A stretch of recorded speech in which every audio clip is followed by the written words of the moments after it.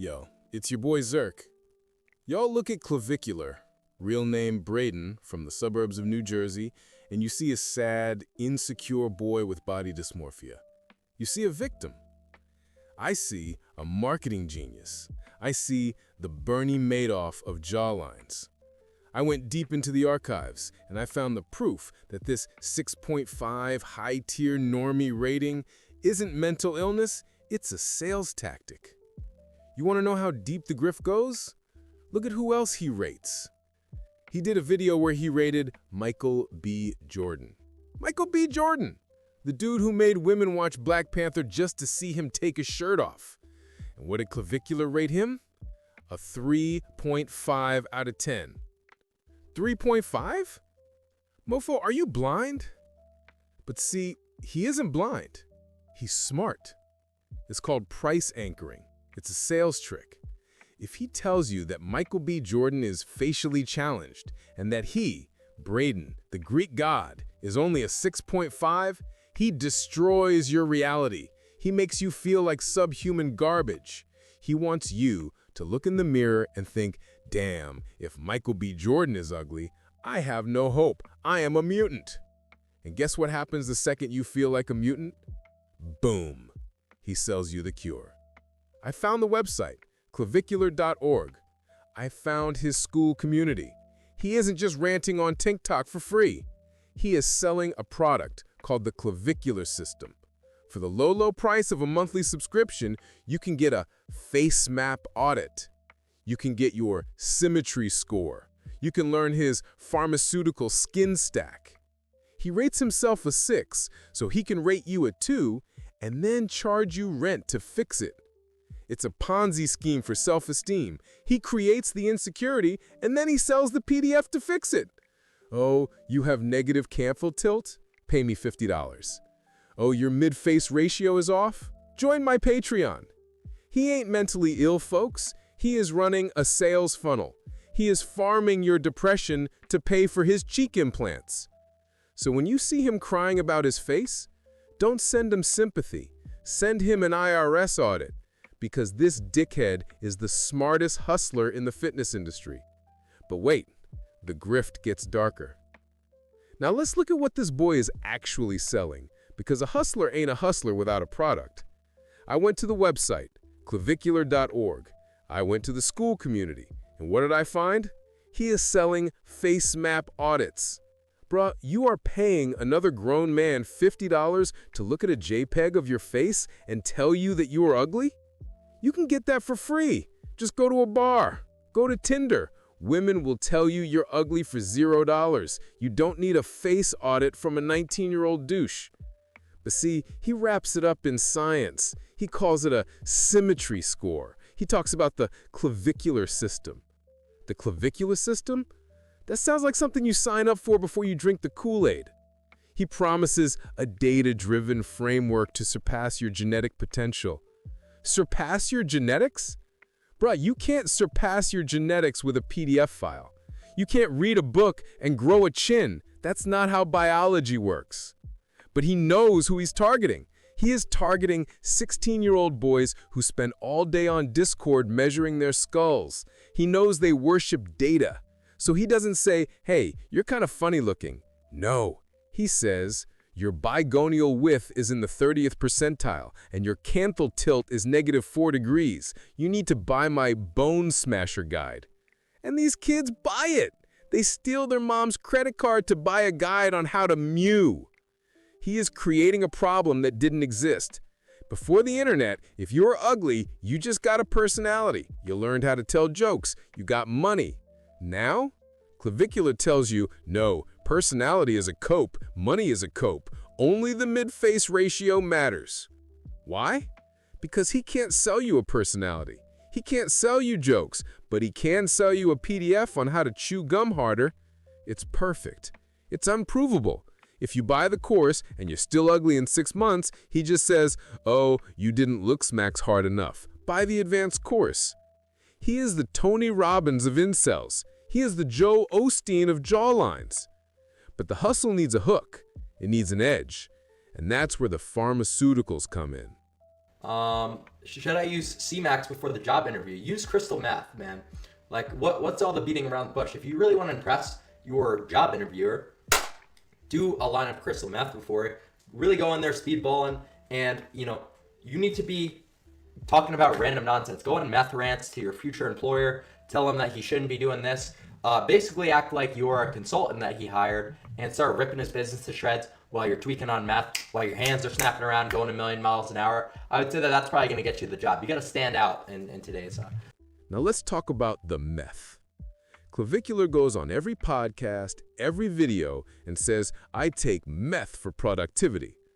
He wants you to think he's Walter White. He wants you to think he's Tuco Salamanca. He wants to be the dark triad bad boy. Stop the cap. I looked at this kid's teeth. They are perfect. I looked at his skin. It's clear. Have you ever seen a real meth head? They don't have pearly whites. They don't have a skincare routine. They are picking bugs out of their skin in the 7-Eleven parking lot at 3 a.m. Clavicular ain't on street meth. He is on Disoxin or Vyvanse or Adderall. He is taking prescription ADHD medication. That's it. He is basically a college student during finals week. But I take Adderall doesn't sound cool. I take Adderall, it sounds like you study engineering, so he brands it as meth. Why? Because it's edgy. It's rage bait. He knows if he says meth, Greg Doucette makes a video. OMG, he's on meth. He knows Derek from More Plates, More Dates makes a video. The neurochemistry of meth for looks maxing. He is farming the algorithm with his prescription. And the steroids? Oh, I blast Tren. Maybe he did. But he don't look like a trend monster. He looks like a guy on a sports dose of testosterone. But sports dose is boring. Blasting Tran at puberty is a headline. He is method acting. He is playing a character. He is cosplaying as a drug addict because a tick get clicks. They want to believe he is sacrificing his health for beauty. Oh, look at the tragedy. He is dying for his jawline. No, mofos, he is popping a pill, drinking a Celsius, and editing videos in his bedroom. He's safe. He is hustling you with a story. He is selling you the legend of Clavicular. And the biggest part of that legend? The $100,000 leg surgery. Let me tell you right now, that surgery is never happening. And I'm going to tell you why. Clavicular says he's flying to Turkey to spend $100,000 to break his femurs and go from 6'2" to 6'6". I'm going to call it right now. This is a lie. This is a bluff. Let's look at the math. I did the research. Clavicular is a mid-tier YouTuber. He sells face ratings. He's doing okay. But does he have $150,000 liquid cash to drop on a cosmetic surgery? Plus the hotel, plus the rehab for a year? No, he ain't Mr. Beast. He ain't throwing around 6 figures just for a video. So why does he talk about it constantly? Because it is a content loop. It is a cliffhanger. As long as he says, I'm planning the surgery, you keep watching. You subscribe because you want to see if he actually does it. You want to see the train wreck. Will he break his legs? Will he end up in a wheelchair? Tune in next week. He is milking the anticipation. The moment he says, actually guys, I decided not to do it, his channel dies. The movie is over. He needs the threat of the surgery to stay relevant. And look at the location. Turkey. Why Turkey? Why not the US? Why not a safe doctor? Because Turkey sounds dangerous. It sounds black-pilled. It fits the narrative of the tortured artist risking it all. If he said, I'm going to a nice clinic in Miami, it sounds boring. But I'm going to a basement in Istanbul to get my bones sawed in half, that sounds like a thriller movie. He is writing a script, y'all, and you are the audience. And think about the logic. He is 6'2". If he actually breaks his legs to be 6'6", he isn't a looks maxer. He's a cripple. He knows this. He's not stupid.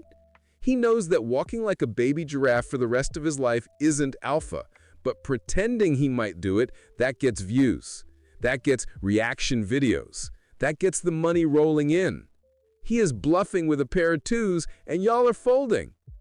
So how do we wrap this up? Is he crazy? Is he a victim? No, he is the final boss of grifting. Look at the final piece of the puzzle, the girlfriend. He claims he is dating a 17-year-old while he's 19. Now legally, that's fine. It's a 2-year gap. Who cares?